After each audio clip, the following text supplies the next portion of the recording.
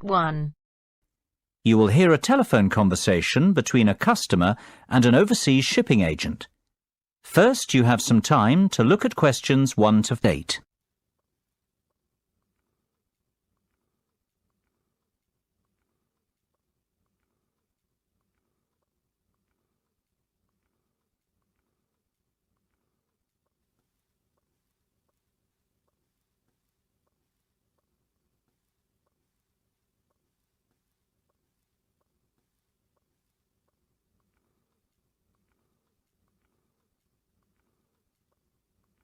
You should answer the questions as you listen, because you will not hear the recording a second time. Listen carefully and answer questions 1 to 8. Good afternoon, Denham's Shipping. How can I be of service? Well, I wish to inquire about sending a container of personal items from the UK to Ireland. No problem. Would you like me to give you an estimate of the cost? Yes, please. Well, first of all, may I take your details? Of course. My name's Tim Lafferty. Could you spell your surname for me, please, Tim? Yes, it's Lafferty. L-A-F-F-E-R-T-Y. Thank you, Tim. Now, where would you like us to pick your container up from? My university, if possible. OK. Let me make a note of the address. It's Abbeyfield University. Is that A-B-B-E-Y-F-I-E-L-D? That's right. Park Street, Brighton. Perfect. And may I take down your postcode too? It's BR8 9P3. Great. Thank you, Tim. Have you the container's measurements? I do. It's approximately 2.5 metres long by 1.25 metres wide. I see. Quite a big one then. Indeed. And the height? I make it 1.20 metres deep. So that's 2.5 by 1.25 by 1.2. Right. And what will actually be in the box, Tim? Oh, mostly old uni books. OK. And some music albums. Anything else? Yes, a little bit of stationery. I see. And could you put an estimate on the value of the items? The books are quite valuable. They're worth around £1,800. The music albums, maybe half that, say £900. And you can put the stationery down as £300. Before listening to the rest of the conversation, you have some time to look at questions 9 and 10.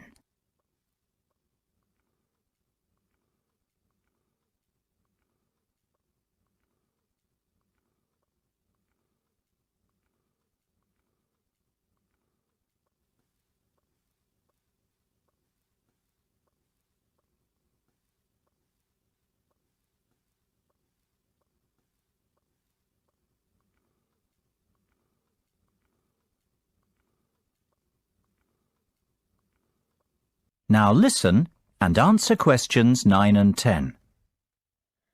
OK. And will you be purchasing contents cover from us also? I'm not sure what you mean. Sorry, let me explain. Because your items are worth more than £2,000, we recommend that you purchase insurance to cover yourself in the event of damage or loss. Makes sense. What are my options? Well, we offer 3 insurance deals: the premium rate, standard rate and economy rate ones. Premium offers full cover in the event of loss, damage or theft, which means you would be provided with the full cost of replacing your belongings. What about standard and economy? Standard will give you today's value. the second-hand value of your belongings, and economy provides you with a fixed payment of £1,000 in the event of loss, damage or theft. Well, I can afford to live without those books, to be honest, so just give me the cheapest option.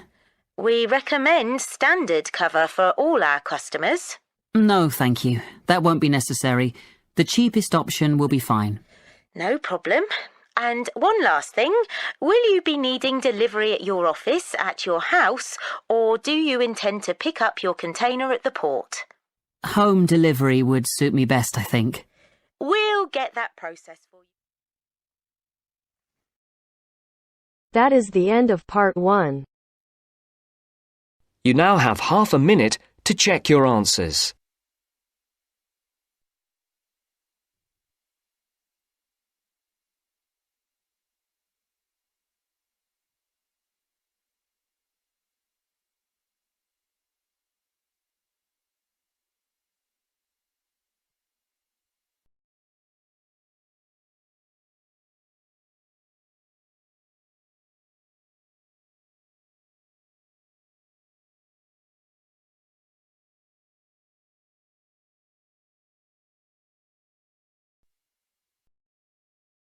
Part 2.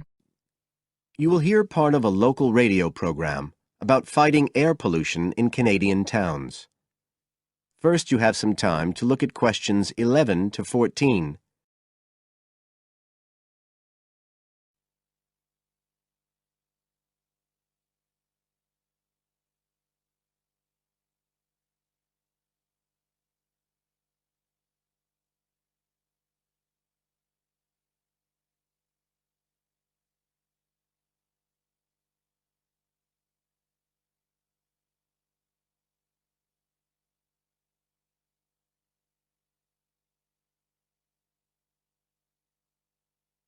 Now listen carefully and answer questions 11 to 14.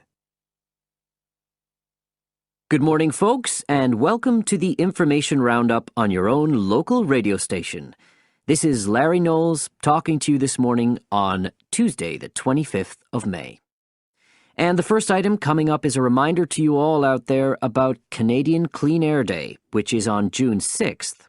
In case you weren't around for the last one, this is a chance for Canadians everywhere to focus on the problems of air pollution and to actually try to do something to help reduce the problem. How many Canadians do you think die annually because of air pollution? 2,000? 3,000? Well, the rate is a staggering 5,000, and it's likely to grow unless we do something. And it's this concern with your health that's the driving force behind the government campaign that is sponsoring Clean Air Day. So what causes air pollution in the first place?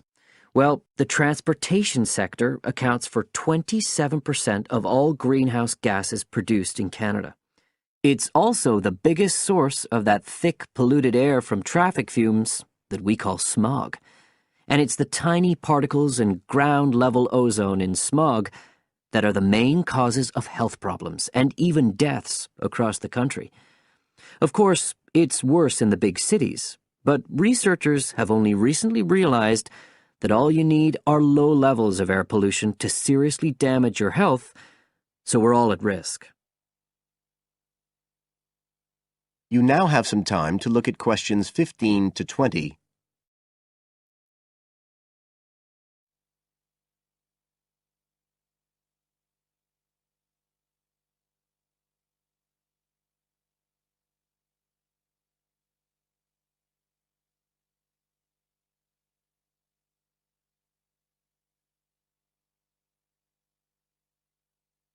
Now listen and answer questions 15 to 20. So, what can we do to fight air pollution? Well, it should be pretty obvious by now that the way we get to and from work every day can have a big impact on the air we breathe. So the easiest action you can take on Clean Air Day is to accept what we call the commuter challenge and get to work on foot or by cycling for a change. If you have to use your car, try carpooling and share the drive, or better still, use public transit. If everyone tries this for just one day, you'll be amazed by the difference it can make to the air in our towns and cities. But there's more you can do to improve air quality. For example, you can plant trees. And if you don't have a garden, then you can do your bit in other ways. For instance, did you know that modern, improved wood stoves can reduce wood smoke by as much as 80 to 90%? So you can make a big difference if you upgrade the appliances you use in your home. The government is also working hard on your behalf to clean up our air. Its priority is to reduce the emissions that cause smog, and they have clear plans to get there. Last year, Canada and the United States agreed to reduce emissions on both sides of the border between the two countries, and they plan to reach their targets in the next few years. The government's also taking action to get cleaner fuels. It's already reduced the sulfur contained in gasoline, and it hopes to reach the reduction target for sulfur in diesel by next year. But the measures don't just focus on the motorist. The federal government's also working to reduce emissions from power plants and factories right across the provinces. You can find out all about government action and all the plans for Clean Air Day events. That is the end of part 2. You now have half a minute to check your answers.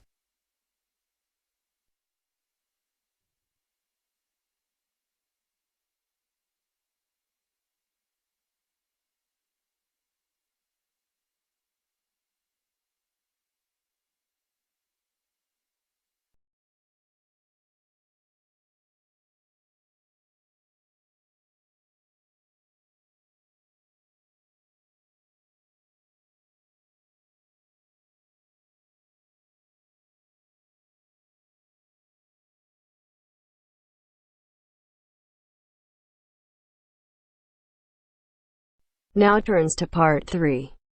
Part 3. You'll hear a conversation between Astrid and Henry about the lecture they've just heard. First, you have some time to look at questions 21 to 24.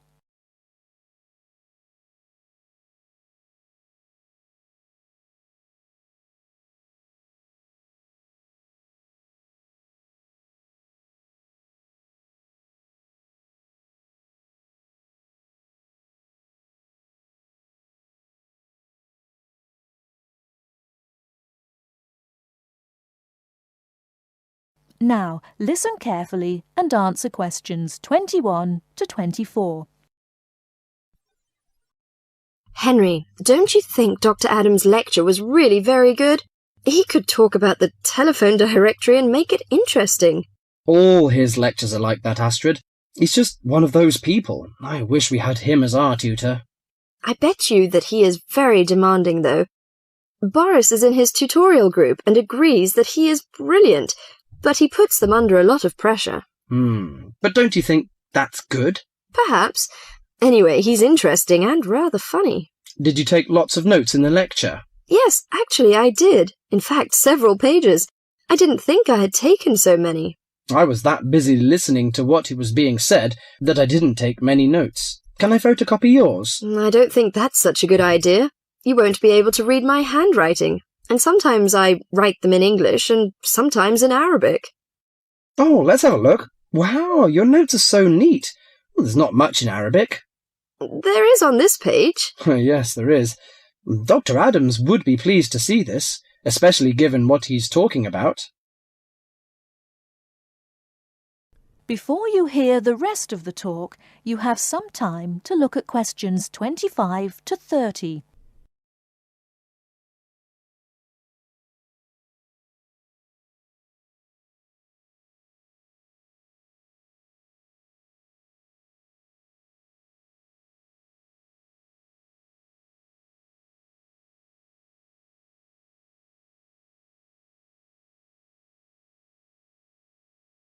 Now listen and answer questions 25 to 30. Don't you keep careful notes? Sometimes. It depends on the lecture. I don't think I'll forget Adams's lecture today, but some of the details will fade. I type up everything afterwards, so you can have a copy then, and you can fill in anything I've missed. I'm not so good on the broader concepts. I'm better when it comes to detail. Just what Adams was talking about. Well, I am definitely a detail person. I need to have everything written down before I can get the concepts clear in my head. And I am the complete opposite. I find all the detail clutters up my mind, and I get very frustrated, which was just what he was on about. He mentioned a book he had written. He mentioned several. The one on space and the individual. Yes, called My Space. It's on the book list. So it is. I think I'll get that out of the library, or get my own copy. Did you get what he said about spatial awareness? I didn't really. Yes, it was fascinating.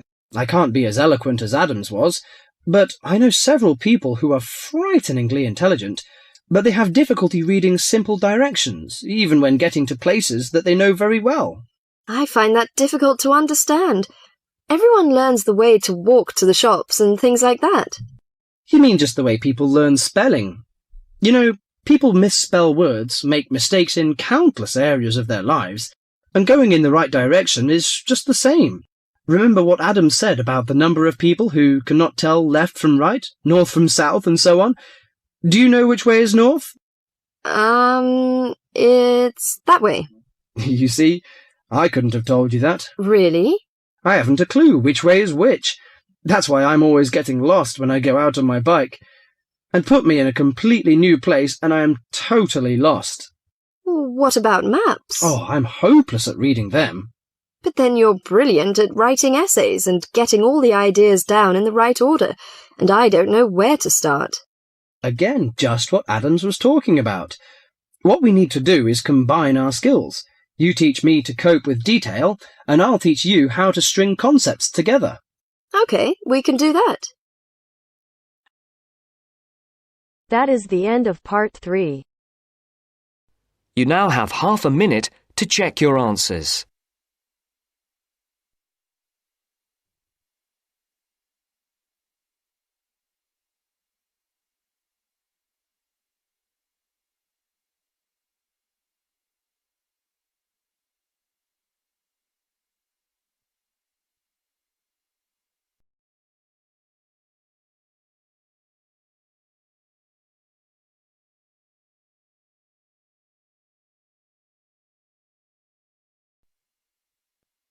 Now turns to part 4. Part 4. You will hear a presentation by a student about a website she has designed for a supermarket. First, you have some time to look at questions 31 to 40 on pages 113 and 114.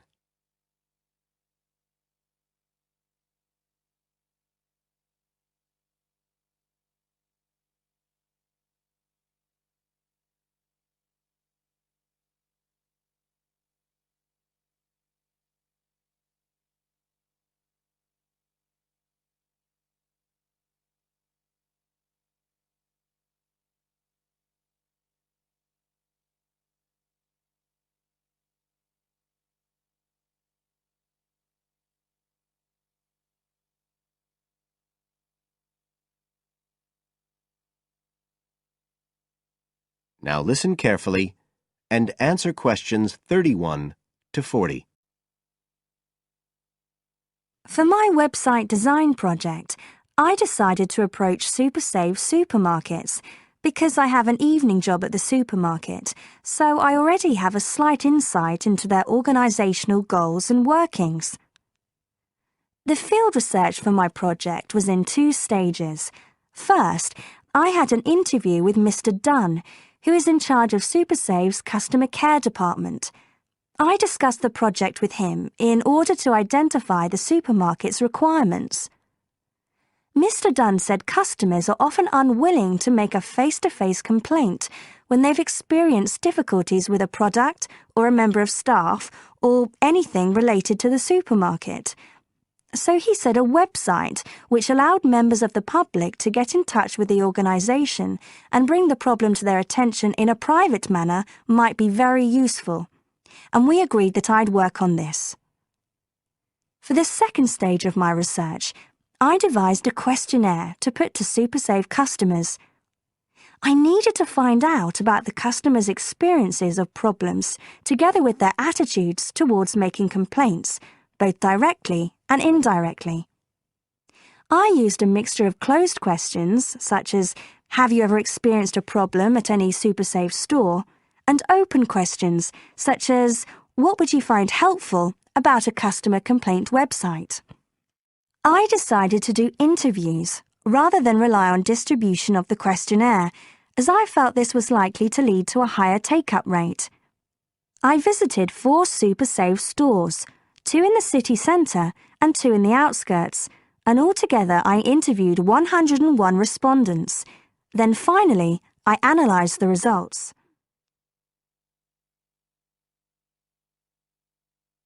I found the results of the questionnaires to be very informative. I found that out of the total number of customers investigated, 64% had at some stage encountered a problem in a SuperSafe store. Out of these people, the vast majority said that they hadn't reported the problem to any member of staff. They just kept it to themselves. The next thing I tried to find out was why they hadn't complained. Well, about 25% of the people I interviewed said the reason was that they couldn't be bothered, and a slightly smaller percentage said that they didn't have enough time. But 55% said the reason was that they felt intimidated. I finally asked if they would be more likely to complain if they didn't have to do it face-to-face, and nearly everyone I asked said that they would, 95% to be exact.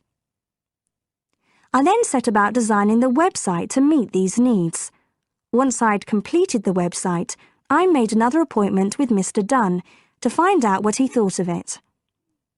Mr. Dunn said he felt that the pages would benefit his organisation by giving customers a new way of expressing their complaints and by making it easier to collect complaints, identify specific places where service and customer care were not as good as they should be, and act upon them accordingly.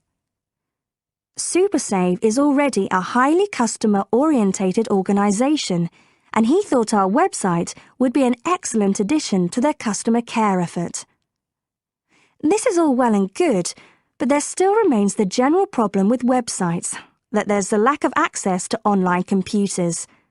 Surprisingly, in my survey, I found that 88% of those interviewed had access to the internet, which I felt was quite high. But this access wasn't always direct.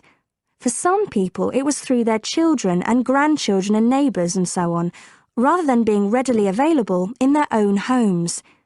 This could prove to be a major drawback to the site, but it is still better to have it now to get the edge over competitors, however slight, and in the very near future, it is expected that almost everyone will have direct access to the internet. Another thing to consider is that at the moment I can only base our conclusions on data gathered from a tiny fraction of the supermarket's customer base. In order to get a better idea of how the site is doing and to see how well I have met my objectives, the site will need to have been up and running for at least a few months. After this time, it'll be possible to see whether or not people are actually using the site and if it's helping to make improvements to their customer service. It would also be interesting to study the effect of the site on staff at the supermarket. Morale could be dented as more complaints come in. Staff may feel they are being unfairly criticised and that there is no need for another way for customers to complain. But also, the site could boost morale by making staff come together to overcome the constructive criticism, and they may gain more job satisfaction by knowing that they are making a difference to the customer. So, overall, I feel my website has met my objectives, but there is scope for improvement and expansion. Are there any questions? That is the end of part 4.